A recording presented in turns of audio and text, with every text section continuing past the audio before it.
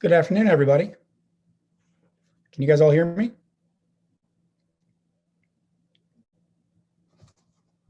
Sounds good, Ilya. Thanks, Stewart. So welcome to session 3. My name is Ilya Azaroff, FAIA, and I'm a professor here at New York City College of Technology. And I'm also an architect located in Brooklyn, New York. Turning it around, it covers exactly what's happened through the voting process. The message from Washington these days is place the effects of climate change and the safety and security of our communities and planet front and center. In these first 100 days, the actions and appointments have indicated a serious commitment to taking on the imperative of our time, addressing the shocks and stresses brought on by climate change. In my opinion, we must all stand up, take action, advocate, and make change for better. Recognizing the transition and a need to advocate for substantive, actionable ideas has come about. This group, Resilience 21, was formed, and as a group, Resilience 21 has delivered expert advice to the new administration.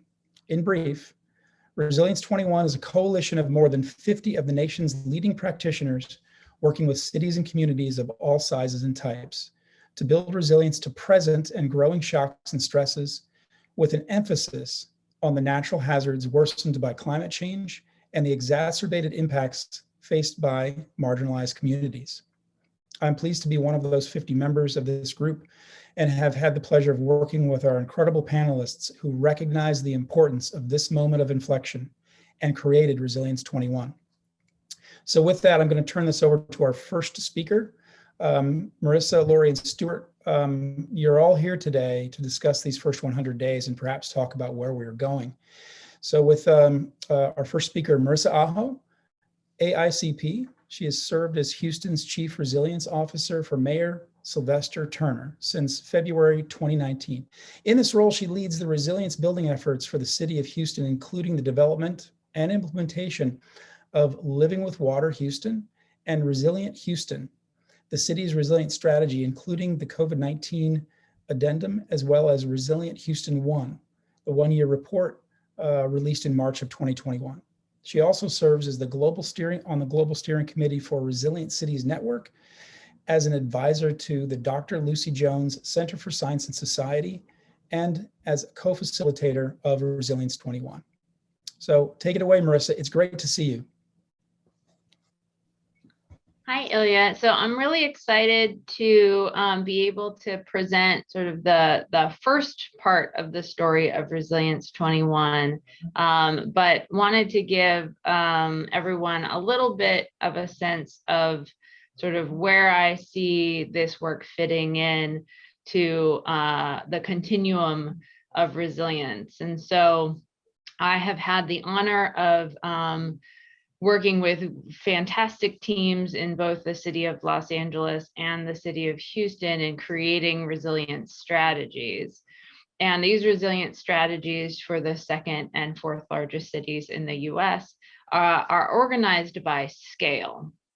And I just wanted to focus on that for a quick minute because this idea of having resilience from a family level or a building level, parcel level, a project level, but focusing on people because that's why we do the sometimes challenging work we do in this space. And then looking at the resilience of neighborhoods and looking at the resilience of, in Houston's case, bayous and watersheds, and then looking at the resilience of our cities, but then looking at our communities, but then looking at the resilience of sort of our regions, recognizing that these resilience challenges don't know these municipal boundaries. And really experiencing recently in Houston sort of the challenges at the state level related to resilience. And really trying to build that continuum of resilience by scale, recognizing that if we're not resilient on one of these scales, we're definitely not going to be resilient on any of these scales. And so there's this real opportunity at the end of last year to look ahead at the new administration, look at the opportunities and challenges related to resilience, and broadly speaking, resilience, and then being able to work collaboratively with partners throughout the US, representing very different communities, on what the recommendations have been related to the federal government playing a larger role in resilience building and being able to support various neighborhoods and watersheds and cities and regions in that resilience building. And then being able to coalesce all of these ideas, which is what Resilience 21 started to do at the end of last year. We really formed organically with a few experts, Stewart and Laurie and I, reaching out to a few more experts, reaching out to a few more experts, and really everyone wanting to contribute things that they had experienced as practitioners in the resilience space, with different expertise, different backgrounds from climate to seismic, and being able to take what ended up being hundreds of recommendations and ideas for the White House, for various agencies, and being able to prioritize them in a document that we released early this year that's available on the resilience21.org website, that we're going to talk a little bit about today. But this process has been extraordinary in that it is not any particular organization or person leading. We co-facilitate it. We have that pleasure, but trying to bring more people to the table, trying to be able to tell more stories about what is working related to federal programs and policies in our communities, and then make some suggestions for what would make it work better. So really quickly, just wanted to go over how we set this all up, because I think there's so much to do. The urgency is clear. And how do we make transformational change? How do we make sure that we're seeing implementation at scale? These are some of the challenges that we wrestle with on a regular basis. And so the three principles that Resilience 21 developed include leading, and the importance of having an ambitious and measurable executive agenda across all agencies and functions of government, addressing long-term challenges over short-term gain, promoting anti-racism, recognizing the historic role of governments in furthering injustice, involving communities, particularly communities of color, tribal and indigenous communities, and historically underrepresented populations in decision-making, and then integrating. And so much of resilience is related to de-siloing how we do things and for solving for more than one thing. And so really recommending that we create more of a culture of collaboration among federal, state, local, and tribal and territorial government agencies, the private sector, NGOs, and other stakeholders, designing and implementing strategies that jointly solve for the environment, the economy, physical and social problems, managing risk, while working towards equitable solutions. In Houston, we look at everything with a health, climate, equity, built environment, and economy lens, and try through the resilience work to address all of those things. Being able to then encourage science and scientists at multiple agencies and organizations to co-design and implement science-based tools to mitigate climate change and adapt to multiple hazards.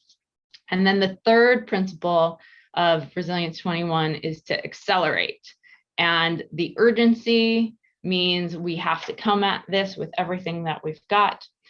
So being able to increase funding for the development and implementation of community resilience projects on the ground, providing technical assistance and capacity building to our nation's most vulnerable communities to help them and learn and grow from them to become more resilient, encouraging innovation, knowledge transfer, and sharing of lessons learned.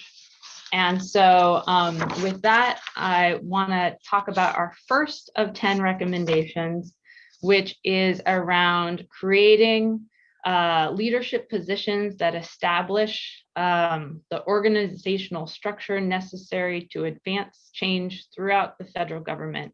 And that includes hopefully having folks at the federal level that are chief resilience officers, like we've seen emerge in many cities, counties, and even states have chief resilience officer roles. I've had the pleasure of serving as a chief resilience officer, again, for 2 major cities. And what we did in both of those cities was also create departmental resilience officer roles in Houston. In every single department, our public works department has 3 representatives. And these are additional hats of deputy director or senior manager positions. But those are the folks that I work with and lean on in every department to be able to implement our resilience strategy and our framework and embed resilience into everything that we do. And so the Resilience 21 recommendation is that that model be scaled up to the federal government in order to get more done and in order to have those folks embedded to lead and to coordinate and integrate and accelerate all of this work that we're doing. So I hope that gives you a good sense of the beginning and our first recommendation. And Laurie's up next to tell you even more. Wow, thanks, Marissa. I'm going to introduce Laurie. That was excellent intro, and I'm looking forward to hearing more and having a great discussion. So Laurie Schoeman's a longtime friend and collaborator, but she's also the National Director for Resilience and Disaster Recovery and oversees enterprises' efforts to preserve and protect affordable housing across the nation from the risks and impacts of natural hazards and a changing climate. Her team assists CDCs, cities, states, and federal government in a wide range of communities across the nation to develop housing that can sustain impacts of natural hazards and incorporate innovative resiliency ideas, technical assistance, and advocacy support into post-event reconstruction of communities. She also leads development of guidance and tools such as the Keep Safe Guide to Resilient Housing and Design in Island Communities. Laurie, please take it away. Thank you so much, Ilya, and it's a great pleasure to be here. As Ilya said, Ilya and I have worked together for many years on lots of different projects. I lead the National Disaster Recovery and Resiliency Program for Enterprise Community Partners. We are a national nonprofit that works across the nation to provide support to build affordable housing and connect communities to opportunity. And a lot of our work has increasingly been focused on ensuring that communities have the support needed to mitigate and adapt to changing climate conditions. And a lot of our communities that we work for and serve are dealing with existing and stresses that have long been a challenge to the very immunity of these communities and the ability for communities to adapt and respond to crises such as hurricanes and tornadoes and earthquakes. Policies, federal policies such as redlining and disinvestment have eroded the infrastructure and the quality of construction in a lot of communities, and has been a very large detriment and still is today to particularly communities of color and frontline communities that are struggling to both survive amidst an economic crisis, a pandemic, and then compounded by the climate crisis. We know that the climate crisis disproportionately impacts communities of color, low-income communities, tribal communities, communities that have already been experiencing such devastating erosion of foundation. But at the same time, we know that the strength in these communities is enormous. We should never forget that any household that has lived with low income and had to be resourceful and making sure that they can survive is a resilient household. So we should never forget that there's incredible strength that we can draw from in the communities we serve. And we should draw that out and make sure that all of that strength and insight is incorporated into planning and resiliency building. So I was really excited to, when Marissa and I and Stewart started talking about how can we build our community of practice more intentionally, and how can we team up with our practitioners, our colleagues, the people we work with every day that we call to think through challenges and issues as we seek to solve the climate crisis and try to create some strategies that will work. And so the Resiliency 21 effort began with our heartfelt really question, who's out there, who wants to contribute to the Biden administration's roadmap? How can we be more thoughtful about creating practical solutions to the challenges of our day? And that's where it all began. And it began, I think, Christmas Day, or it was sometime in the middle of all of our holidays. And we were all very much in need of a break, but we knew that we were called to demonstrate our commitment to our nation's future by coming together. And now we're 400 strong.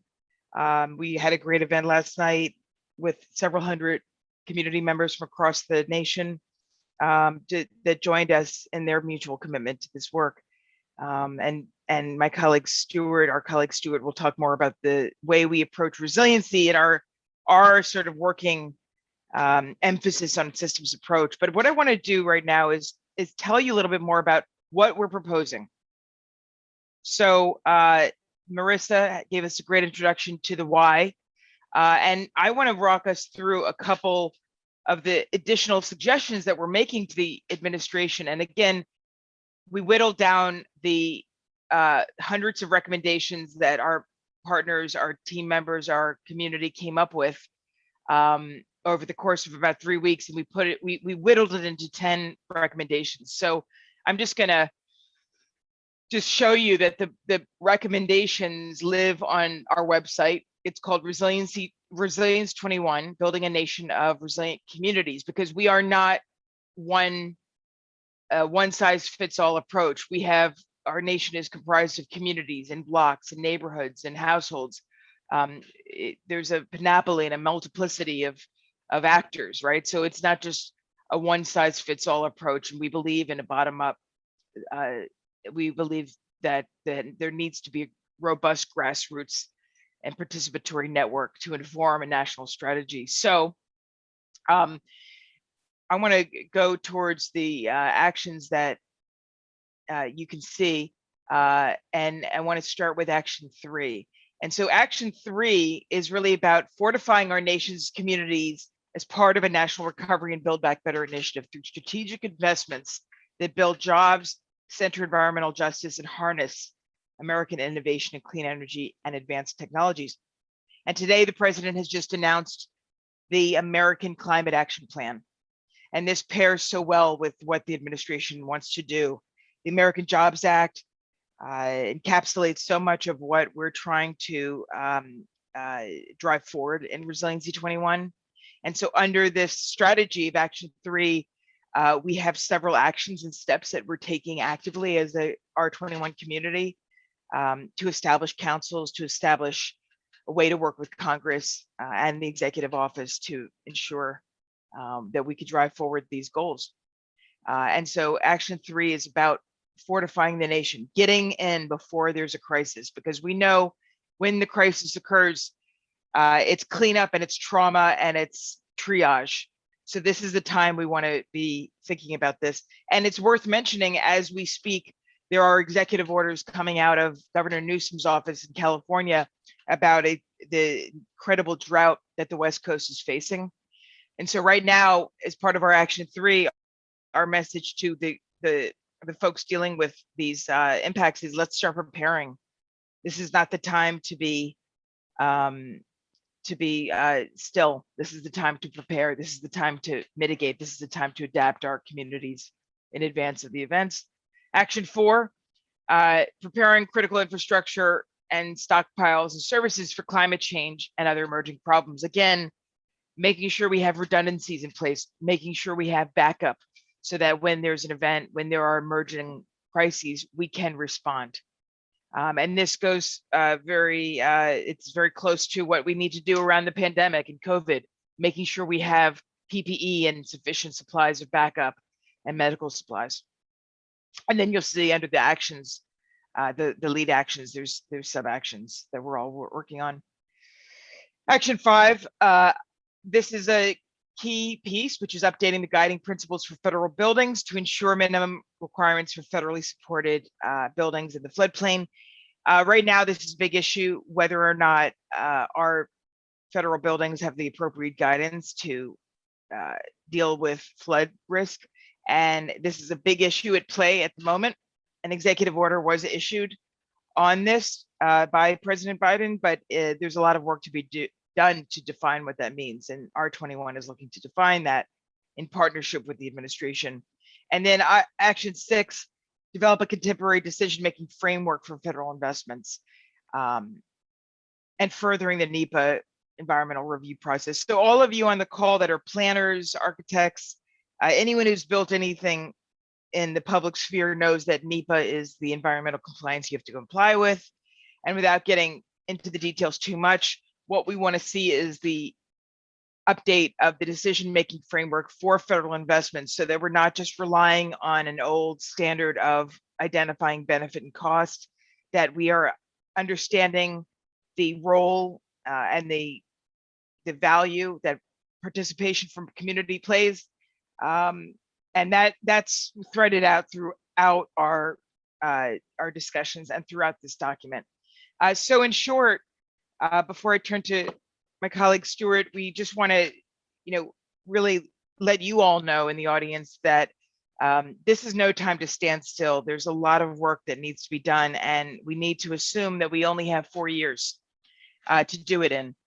We also need to make sure that what we do now will set us up to be here for 8 years, right? So the more wins we have now, the better off we'll be when 2024 comes around, because we need all the time we can get to solve the challenges of the day.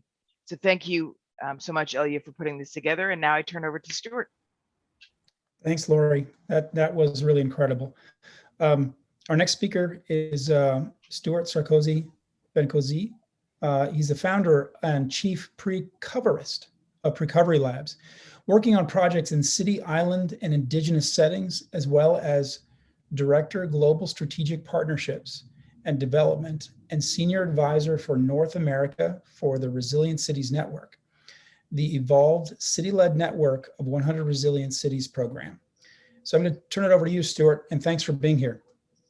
Thanks a lot, Ilya. And thanks to my co-schemers and co-facilitators, Laurie and Marissa, who set up the conversation.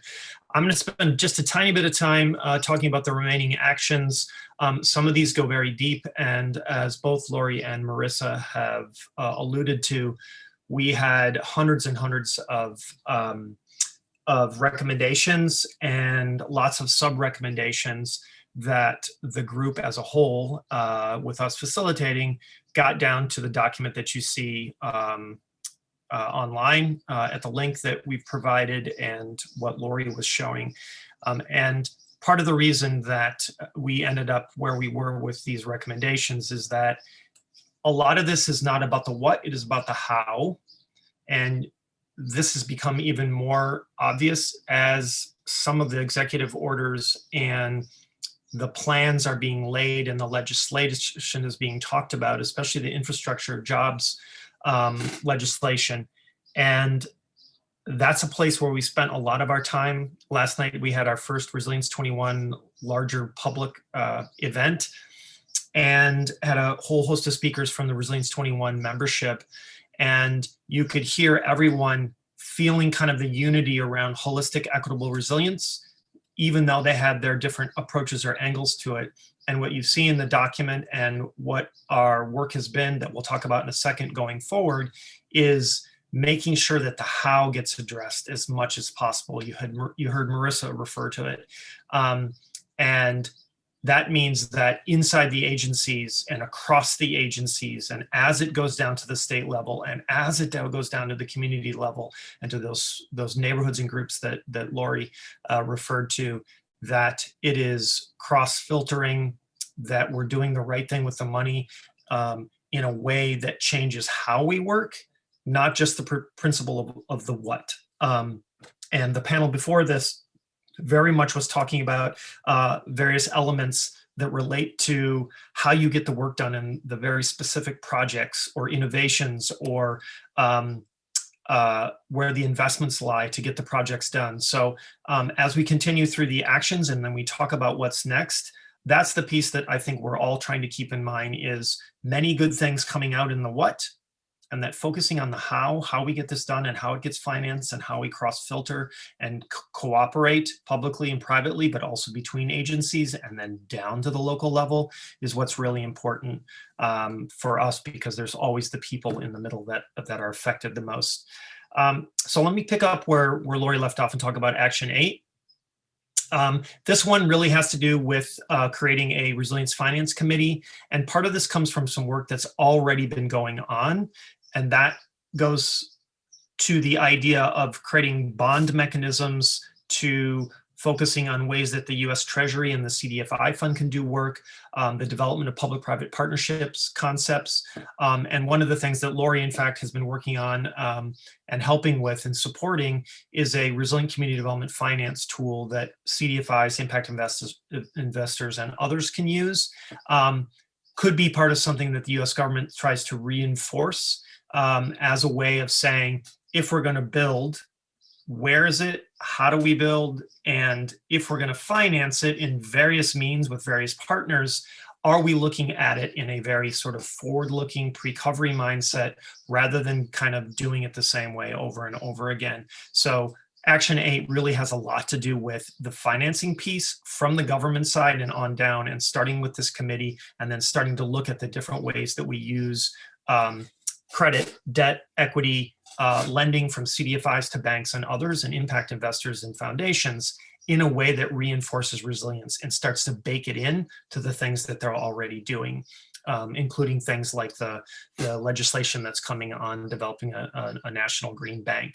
So that's one where various members have dug into, I myself and Laurie, because of the project we're on together. But again, as we shift to a way of looking at what's happening to the world and to the United States, Action 9 takes us into climate migration and mitigating and improving upon and adapting to some of the ways that the weatherization program, existing earthquake hazards reduction program, on the ground kinds of activities that keep people where they are, because we have talked about what happens when the storms get to a certain point, and we've seen this in the past when I worked on Katrina and then Sandy, where people are we going back there? Are they moving? What does that mean? And it's been mentioned, but because we had such a diverse group and continue to have a growing diverse group who are working on this with us as we move forward, we are being very conscious of what it means to talk about traditional tribal homelands, Native nations, where people have lived, and what it means when the sea comes to them and when we don't make the right changes to stop that from happening. So Action 9 really expands upon a lot of that close-in kinds of things that keep people where they are, if we can do that.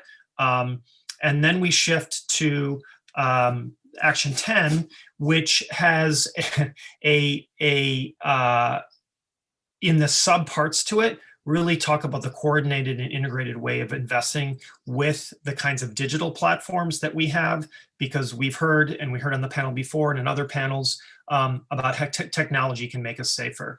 And what a number of, in my work with our cities and our chief resilience officers, as well as with island nations and tribes, is technology and data are good. How do we use it? And as a unnamed city's deputy mayor for climate said to me, I'm in charge of all of our data and gathering that climate information. And he said, to what end?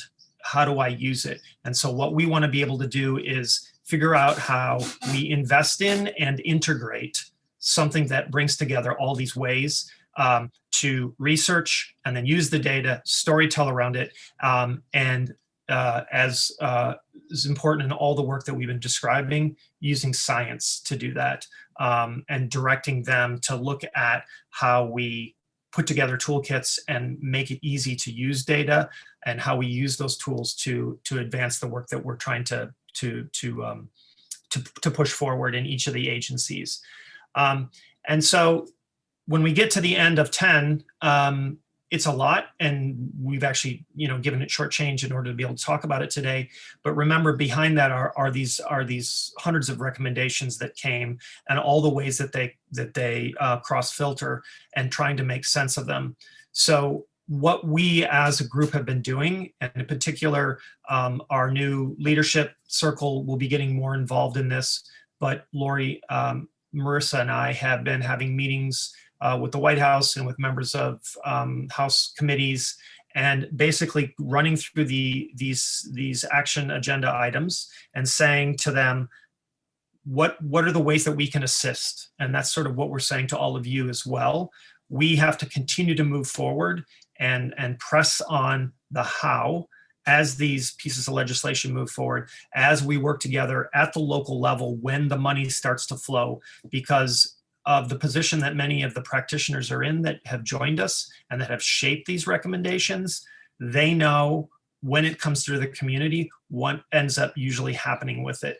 So if we're leading with equity on sort of the tip of the spear for our resilience work, how do we make sure that these investments that we're making across the board, across the agencies, and as they filter down to the local level through the states, whatever agency it might be, how are we putting equity first? How are we making sure that the way that we do the work is different than it had been up to this point? And so these are the kinds of meetings we've been having. These are the kinds of ways that we have been pushing towards representatives from the White House, from the Biden administration, from various agencies, and from the committees that now have to work on putting the legislation together. That really does say a lot about what has to happen.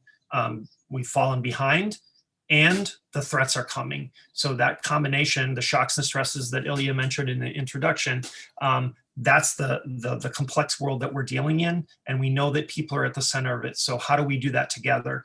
And for that reason, as we make an appeal to all of you to join us as we march forward, but also to take this down to the local level and translate what that means and bring it up to the way that we're able to bring the group together. And part of the way that we've been doing that, and we welcome you to join us, is we've created a LinkedIn group that now has 300 plus members on it.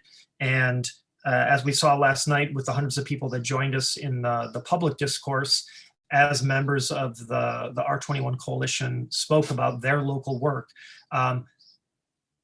COVID and the crises, plural, the shocks and stresses and the cascading effects that we've had have really brought people together, and we're speaking the same language.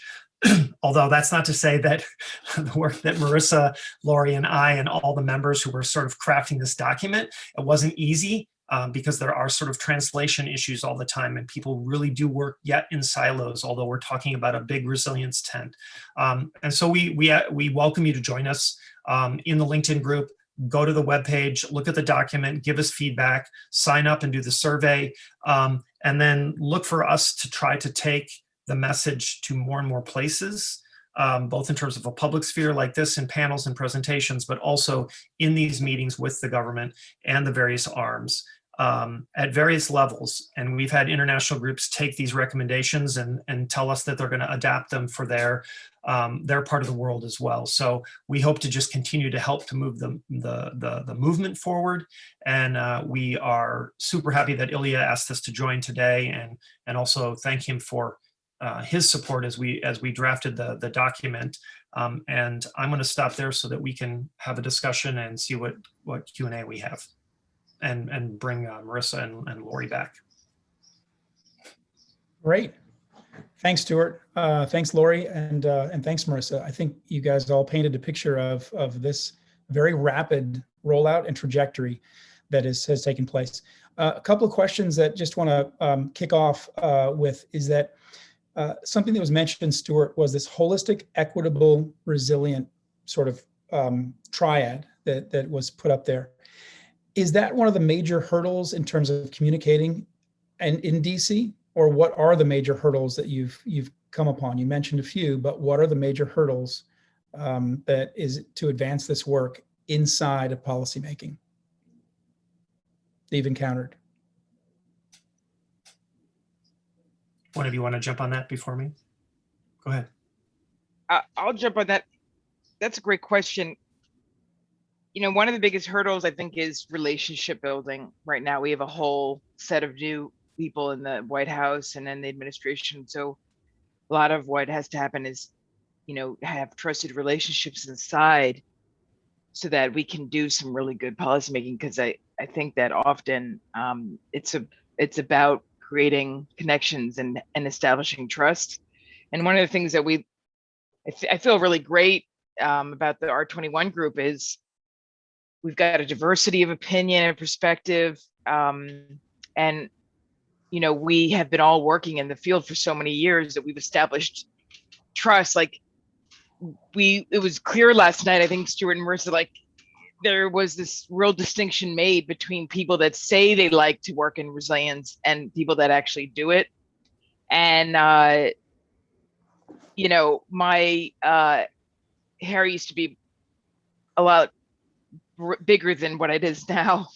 I have lots of scars to prove how hard it is to do this work. This is not easy. I mean, Atia, Dr. Martin said yesterday that she used a quote that, when you see opportunity, it means work. It means you have to put work into it. So nothing comes easy in this life, and this work is not going to generate easy, solutions without doing the hard work. And I mean, Marissa has been laboring for, decades, between all of the leadership in LA and now Houston, Stewart, going all the way back to Sandy Task Force. So, we trust each other because we know we're the real thing.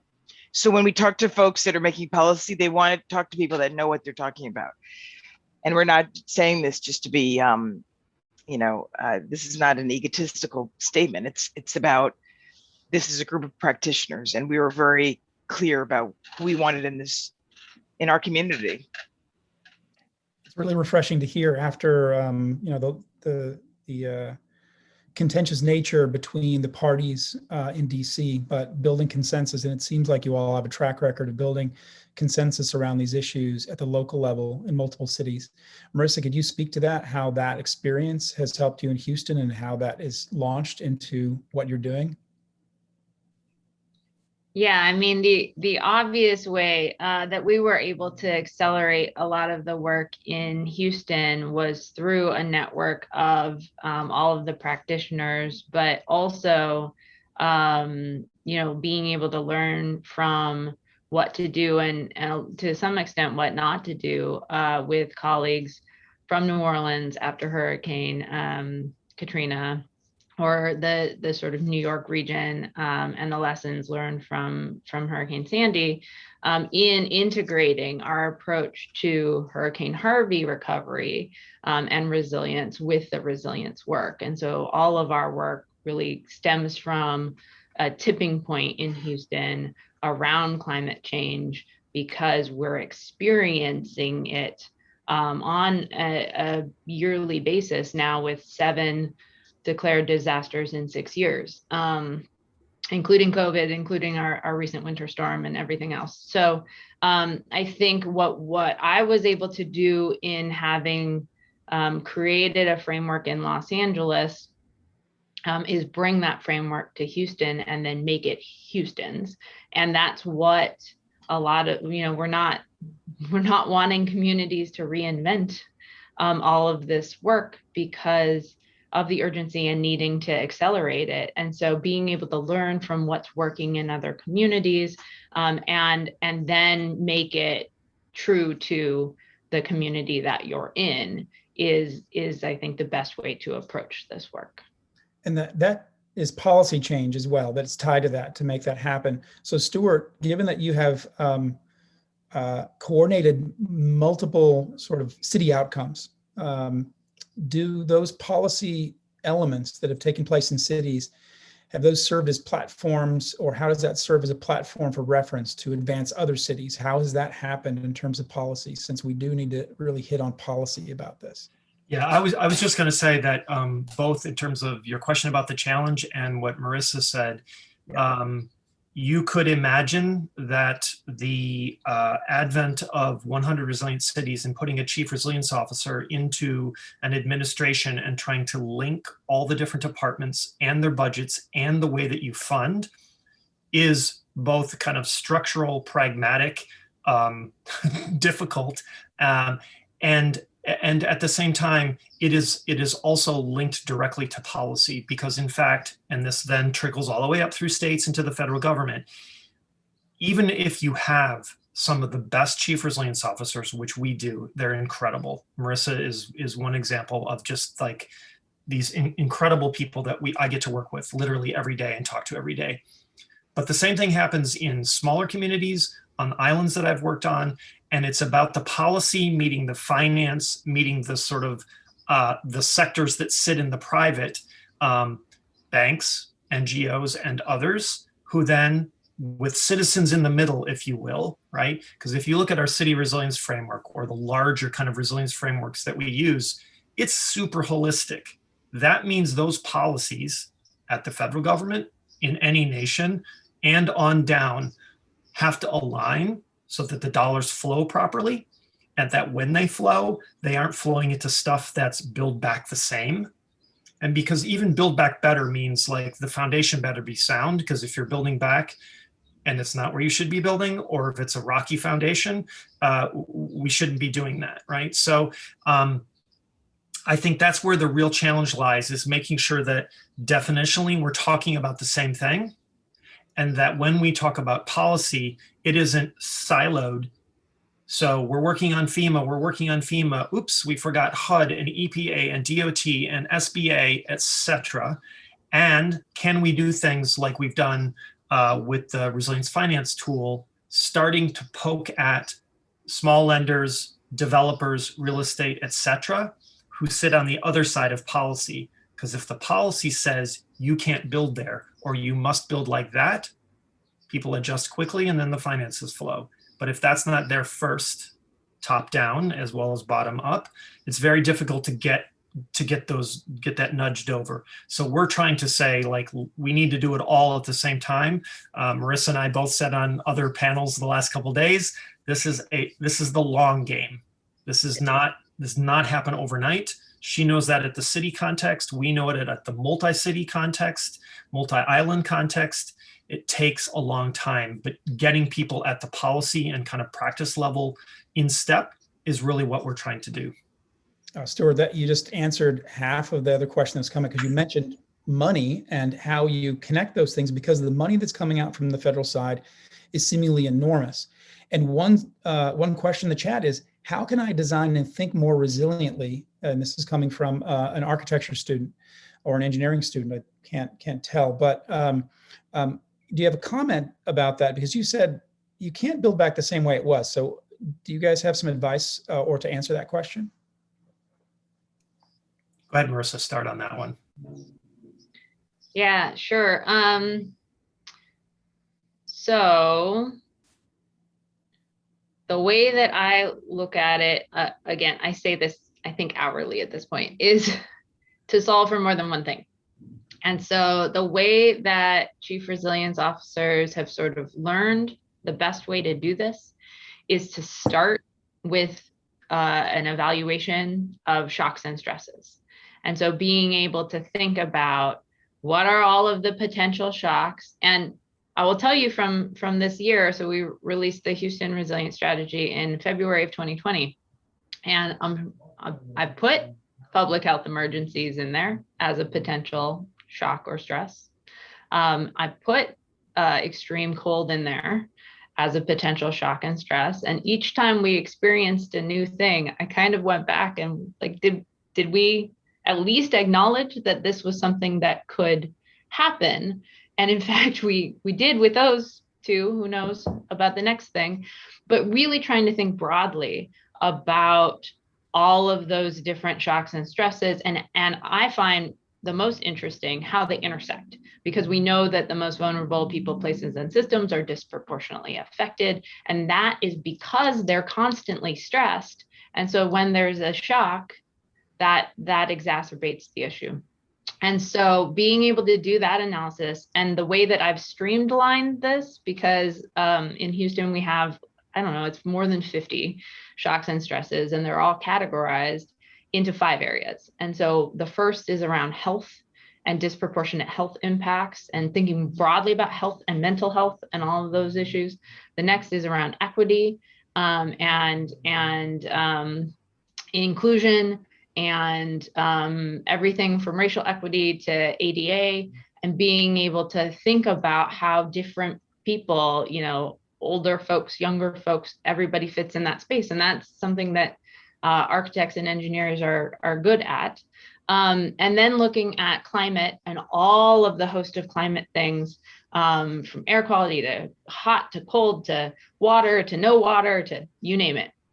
And then looking at the built environment and how the built environment affects all of these things, and it's intersectional, but really looking at that aspect. And then last but certainly not least, looking at the economy and looking at the vulnerabilities of individuals, but looking at the larger economy, projecting out in terms of the future and the economy, and being able to connect all of those things. And so that's my sort of way of viewing things, everything. So that we get a comprehensive approach, and so that if there's one more person to invite to the table, do it, especially if they have a different opinion. When we were creating the resilience strategy for Houston, we had a living with water section, a climate section that was mostly made up of engineers. And I love myself some engineers, but I assigned one of our working group members who is an artist to that group. And she came to me and said, "You put me in the wrong group." And I said, "No, I know what I'm doing. I put you in the right group, but you're going to have to bear with me, and you're going to have to be my helper in having the engineers break down very technical conversations to things that you and I can understand." And she served that role perfectly. And that's how we were able to really look at things differently and comprehensively, and make sure that even folks without the knowledge that everybody has can understand and choose to act in the ways that we all want them to. Yeah, and Ilya, I mean, I would add to that, and maybe this helps close this out, is that I know from the chief resilience officers and others that we work with that resilience as a holistic, equitable home has been a comfortable place because it is so holistic and broad, and you can pull down your piece of the city, of the island nation, of the neighborhood, of the building. Because I'm getting asked more and more now, could you kind of do a resilience checklist for this building and neighborhood? Could you look at it, how it affects everything systemically? Because in the end, you can make one building pretty resilient, but what's the rest of the block look like? What's the rest of that native nation look like? What's the rest of whatever that context might be? And so what's happening now is to kind of look beyond the 4 walls into the land and then into the surrounding. And the systemic nature of that becomes the thing where, like, it might be one of those innovations or inventions that we heard about in some of the other panels that start to get us data to make good decisions. That may be your job. In fact, Farouk, I don't know what college or school he's in, but if that were, why his question in terms of design, it's why we created the resilience lending tool the way we did, because you could probably turn that right into an architectural or developers tool, which is a little bit of the plan behind it. But starting with the lenders to say, have you asked the borrower if they're designing this in a way that's appropriate for being resilient, right? So you might design an innovation, you might design a whole building, but you might be doing what Marissa's doing, which is I have to design for the city, and it has to come together, right? And I think that's really the big message and the big takeaway, and that's the big takeaway for the Biden administration as well. Wow, that's great. Both of you, and I know Laurie had to drop off a little early, but thank you for being here and apprising us of where Resilience 21 is going. It gives us hope for not just this first 100 days, but the next 4 years, because let's hope that we turn this around and 364 days are Earth days, and maybe we have one day that's not. Let's turn that around. So thank you both for being here. It's been great to have you, and I look forward to continued work with both of you and the Resilience 21 team to turn this thing around. Thanks again for being here. Thank you, Ilya. Thanks, Marissa. Bye. Thank you so much, Ilya and Marissa, Laurie, and Stewart for a wonderful, inspiring panel. And what a great morning it's been. We've had environmental justice, we've looked at new technologies, and also the policies that are needed to support them. I love that idea that every day could be Earth Day, Ilya. Thank you so very much.